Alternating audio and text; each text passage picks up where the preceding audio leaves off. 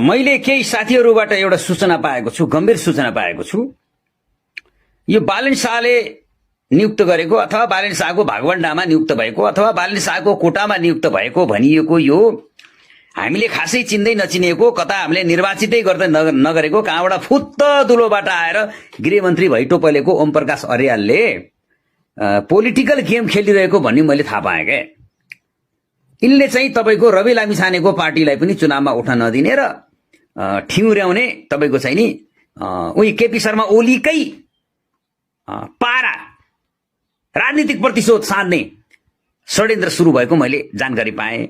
यदि यस्तो हो भने हेर्नुहोस्, म बालन शाहलाई पनि भन्न चाहन्छु, ओम प्रकाश अर्यालहरूलाई पनि भन्न चाहन्छु, सुशीला कार्कीहरूलाई पनि भन्न चाहन्छु, हेर्नुहोस् तपाईहरूले नेपाली जनताको मेन्टालिटी त देखिसक्नुभयो होला।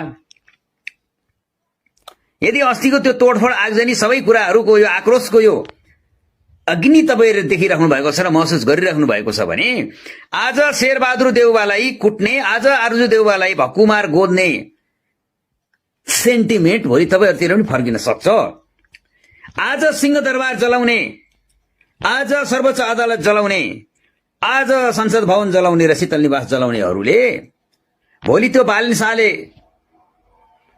खडा गर्न लागेको भनेको त्यो बिजुलीको पोलमा ढुङ्गा नहाल्न भन्ने केही ग्यारेन्टी छ? अहिले बालन